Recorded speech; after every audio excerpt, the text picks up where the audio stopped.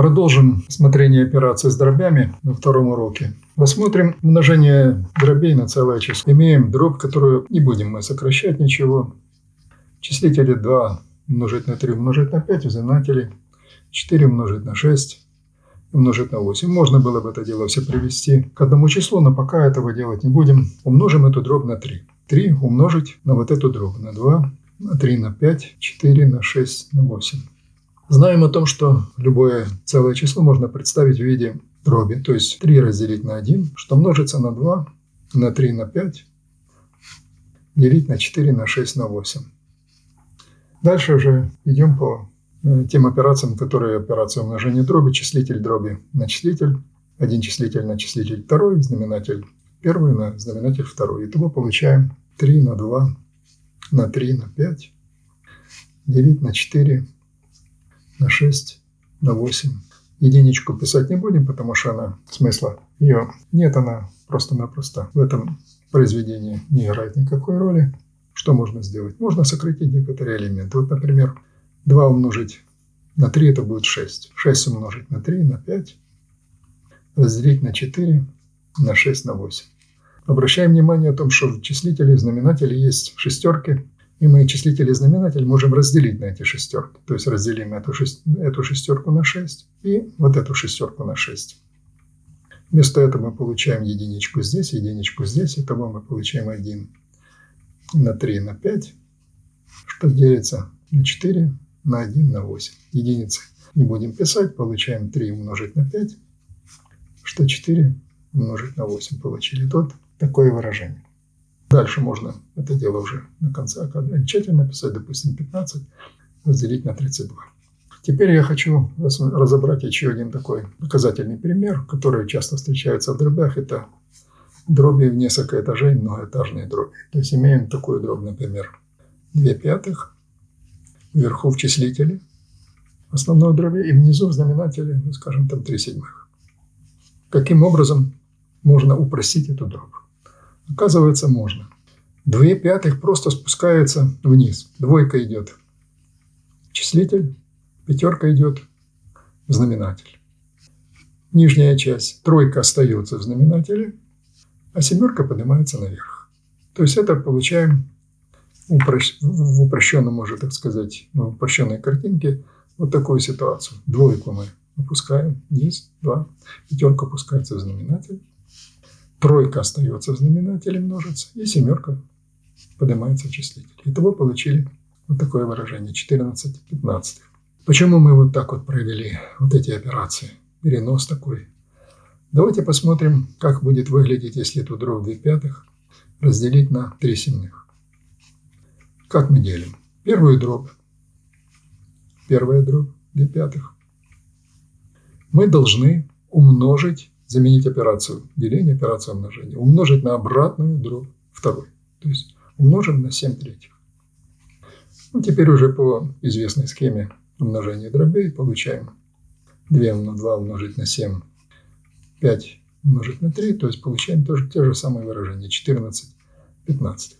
То есть для того, чтобы еще раз избавиться от такой многоэтажности дробей, то есть от таких этажерок, которые бывают в дробях, мы можем использовать такие свойства. Не всегда стоит сразу все это дело приводить к делениям, умножениям и так далее. Давайте посмотрим вот такой пример, который показывает о том, что после приведения некоторых операций можно дело немножко упростить. Пусть у нас будет дробь вверху в числителе, у нас будет 2 умножится на 3, умножится на 7, умножится на 8, что деленное на 6 на 9, 6, что множится на 9. Внизу дробь 7 умножить на 4, умножить на 3, и здесь числитель в знаменателе 5, что множится на 2. Используя вот это правило, что числитель идет сразу в числитель, знаменатель идет в знаменатель. У нас будет 2 умножить на 3, умножить на 7, умножить на 8, знаменатель 6 умножить на 9. Этот знаменатель остается, множим на 7, на 4, на 3, а знаменатель, вернее, это числитель мы записали вот здесь, а знаменатель идет наверх, на 5 умножить на 2. Ну, теперь некоторые элементы, которые здесь, вы обратили внимание, можно увидеть, можно как-то сократить. Тройку, например, можно эту сократить, вместо них написать единичка. Двойку можно четверкой сократить, вот эту. Тут будет 2, тут будет 1. Двойку эту можно сократить из восьмерки, тут будет 4. Теперь вместо этого немножко, так сказать, упростится выражение. То есть у нас останется 7 умножить на 4 умножить на 5 умножить на 2 и 6 умножить на 7 умножить на 9. Просто хочу сказать о том, что иногда в решении задач по физике не всегда стоит сразу все сокращать. Может быть, со временем в процессе, так сказать, решения получится, что некоторые элементы можно напросто сократить. Давайте посмотрим, как это будет выглядеть, если у нас числители и знаменатели будут целые числа. Ну, скажем так, 2, что умножится на дробь на 1, на 2, на 3. Здесь внизу 4, 5. И делится на дробь 4, что умножится на 5, 6, 7 и 8, 9 внизу. Для того, чтобы умножить двойку, можно представить в виде обычной дроби, то есть 2 первых умножится на вот это выражение, на 1, на 2, на 3, делится на 4, на 5. Внизу четверку тоже представляем в виде дроби 4 умножится на 5, на 6, на 7, что делится на 8, на 9. Ну, теперь вверху верхняя дробь будет выглядеть так. Единичку писать уже не будем. Случайно записали, но не важно. Она не играет роли. То есть у нас получается верхняя дробь у нас получается 4 на 5. Здесь получается 2 умножится на 2 умножится на 3. Внизу 4 умножится на 5, на 6, на 7 и на 8, на 9. Теперь же для того, чтобы уменьшить эту этажность, спускаем числитель верхней дроби попадет числитель, то есть 2 умножить на 2 на 3. Вот знаменатель идет знаменатель 4 на 5. Числитель в знаменателе остается на 4, на 5, на 6, 6 на 7. А знаменатель, который находится в дроби, который находится в знаменателе большой дроби, уходит наверх, на 8, на 9. Теперь с учетом того, что и большие числа были, то есть целые числа какие-то были, теперь уже можно проводить какие-то операции по сокращению, умножению. То есть, например, вот эту четверку с этими двумя двойками можно убрать. Эту четверку можно убрать с этой двойку. Тут двойка будет вместо восьмерки. Шестерку можно убрать. Тут будет двойка, тут тройка будет. Реально получаем, вверху останется у нас 2 умножить на 9, а внизу 5 на 5, на 2 на 7. До конца не будем выражения. Показываем как пример, который можно выполнить в качестве, так сказать, после того, как это все преобразовали некоторые сокращения, но с учетом того, что в физике, как правило, бывают еще и какие-то именованные величины, то есть они провести сокращения и выражения, поэтому будет намного легче. Если у нас в этой многоэтажной дроби существуют, например, такие выражения, как числитель и злитель, как выражение сложения и вычитания внизу или вверху, то необходимо сначала привести к тому, чтобы здесь были либо множители, свести к операции множителя. Ну, к примеру, приведем этот пример в таком плане. 1 третья плюс 3 четвертых вверху и внизу 2 пятых плюс 1 седьмая. Естественно, сразу в лоб мы не можем решить вот таким образом перебрасывать и числитель, и знаменатель. Нужно, чтобы вместо операции сложения или вычитания, которая здесь может быть, у нас присутствовали одни множители. То есть сначала нужно привести к общему знаменателю верхнюю часть. Верхнюю часть мы приводим к общему знаменателю. Здесь будет 4, здесь будет 3. И то у нас получается, общий знаменатель у нас будет 12.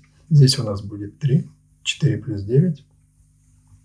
Вверху, внизу у нас будет общий знаменатель 35. Здесь мы домножаем на 7, то есть будет 14. И прибавить пятерку, которую здесь домножаем на 5. Итого получаем верхнюю дробь 13 двенадцатых, а внизу получаем 19 35. Теперь можно это все приводить к общему, переносить уже, так как можно переносить, потому что тут находятся только одни дроби, множители. Теперь можно это все перенести в общую дробь. Тут будет 13 двенадцатых, здесь внизу будет 19, а 35 идет наверх. После этого можно будет делать операцию вычисления и намного упростим, чем вот это многоэтажное. Я хотел бы еще обратить внимание на такую операцию сложения либо вычитания дробей, которая выглядит вот таким образом. Например, 2,1/2, к примеру, прибавить 3,1/3. То есть можно представить в таком виде, как 2 целых плюс 1 вторая, прибавить 3 целых, прибавить 1 третью. Разделим дробные части с целыми частями, это ничего страшного не произойдет. И теперь можно открыть скобки, то есть 2 плюс 1 вторая, прибавить 3, прибавить 1 третью. Сложить можно сначала целые части, потом сложить дробные части. То есть мы получаем 5 плюс 1 вторая плюс 1 третья. Получаем 5, приведем к общему знаменателю. Эти дроби, общий знаменатель 6, сюда идет 3, сюда 2. Это получается 3 плюс 2. Получаем 5 целых и 5 шестых. Я специально сделал вот такие операции разделения. Покажем, что эта операция разделения будет точно такая же, как и обычное преобразование. Если, например, преобразовать это в неправильную дробь, это будет 2, будет 5 вторых. Прибавить неправильная дробь 10 третьих. Приводим к общему знаменателю. Естественно, это будет 6. Сюда мы добавляем, должны домножить на 3, сюда домножить должны на 2.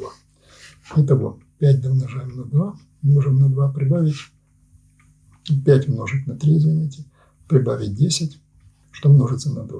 То есть мы получаем 15 плюс 20 шестых, итого получается 35 шестых, либо преобразуем опять целое число, и остаток дроби получается 5 целых. При операции, если будет, например, операция вычитания, так необходимо это дело учитывать, тоже скобочки взять, и тогда следующее выражение будет таким образом. От первого будет отниматься вторая, тут тоже эта дробь пойдет со знаком, отрицательным знаком, поэтому будут операции. Иногда это дело можно использовать. Возможности математики расширяют возможности, которые можно реализовывать при решении задач по физике. Поэтому надо любыми этими возможностями пользоваться, если они приведут к какому-то упрощению.